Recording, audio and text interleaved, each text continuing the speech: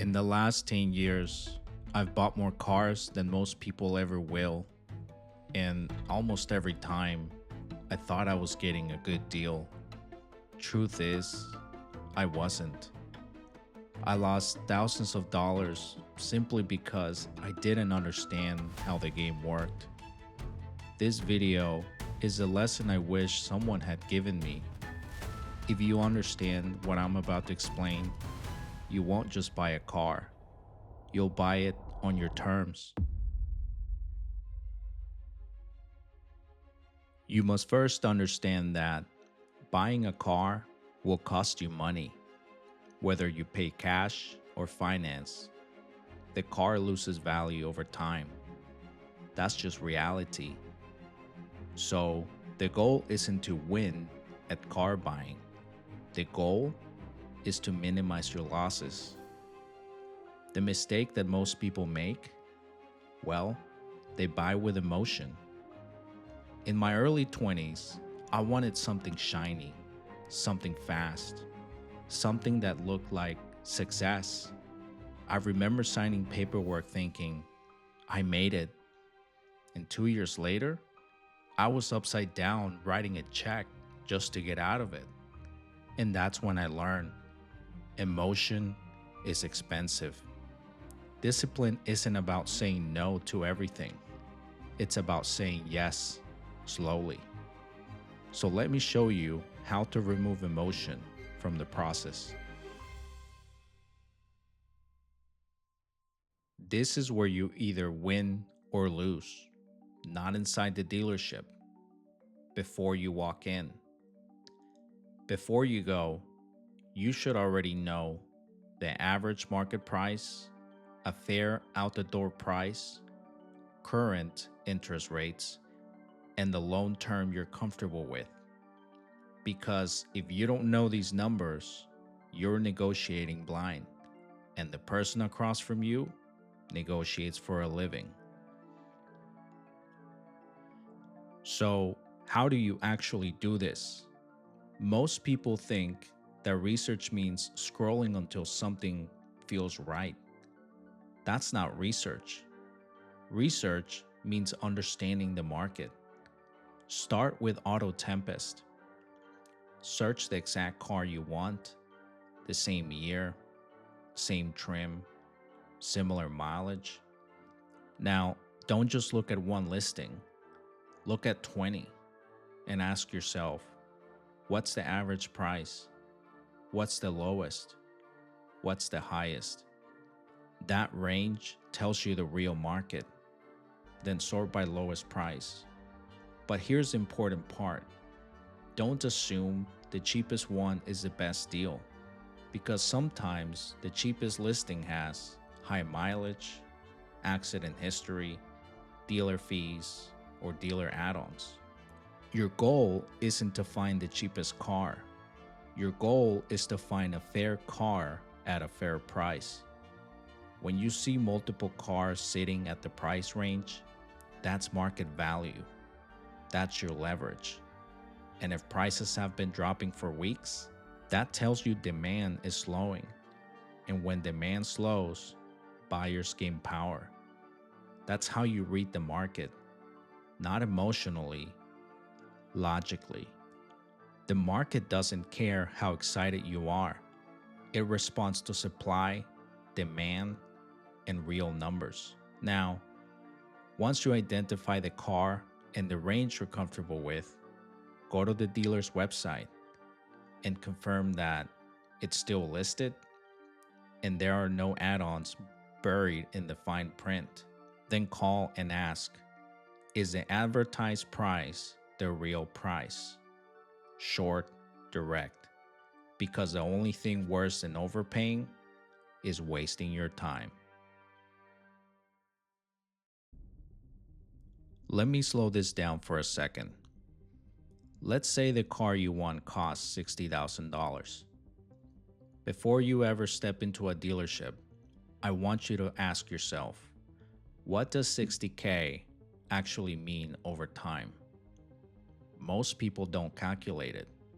They just think, I can probably afford it. And that's not a plan, that's a guess.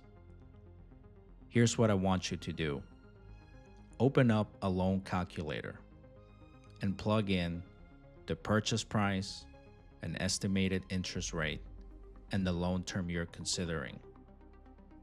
Now, look at the monthly payment, but don't stop there. Look at the total amount paid over the life of the loan. That number is what most people ignore because it's uncomfortable. If you stretch a loan from 60 to 84 months, the monthly payment might drop. It feels better, but the total amount you pay increases. And that difference, that's the cost of impatience. I've paid that cost before. Now you don't have to. I want you to ask yourself something simple. Can I afford this payment comfortably for the full term? Not just today, not just this month, for years. Because when you finance a car, you're committing your future income to a past decision. Ownership means thinking about tomorrow before you sign today. And that deserves 5 minutes with a calculator. If you do this before walking in, you'll know whether the dealership's numbers make sense. And if they don't, you won't feel confused. You'll feel calm. And calm people make better financial decisions. When you arrive, they'll be friendly, they'll build rapport, then they'll ask, "What monthly payment are you looking for?" That question controls everything.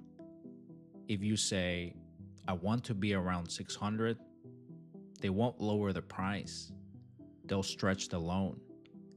And longer term equals lower payment, but longer term equals more interest. That's how people end up upside down. Instead, I want you to focus on one number: the out the door price, because that number includes the price of the car, plus taxes, plus fees, plus any add-ons, everything. Lower out the door price equals lower total debt. That's what matters. They'll want to run your credit, and eventually they will need to. But you don't need to pull your credit just to understand the structure. Tell them what your credit is and ask them to estimate using your number. When they bring you their numbers, compare them to yours. If they're slightly off, it's probably interest. But if they're way off, something changed. Pull out your calculator and run it yourself. Because here's the thing, you're not being difficult, you're being responsible. Most people think the deal is done once they agree on price. They'll congratulate you, they'll shake your hand, but it's not.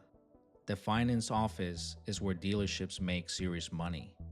Their goals are simple: get your signature and increase the total amount financed.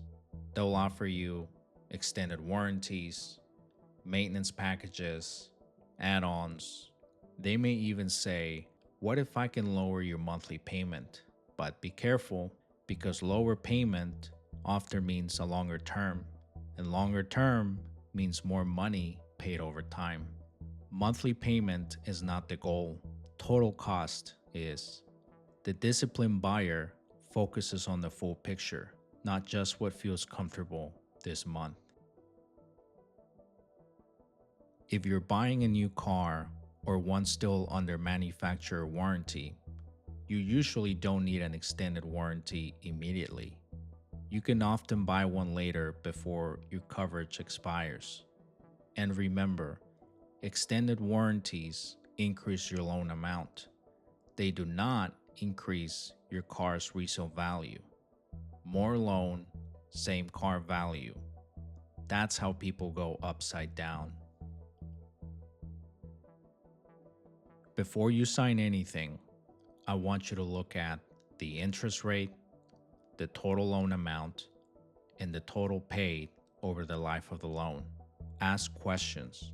If something doesn't make sense, pause. Because as long as you haven't signed, you can walk away. Once you sign and drive off, you own the decision, not the dealer.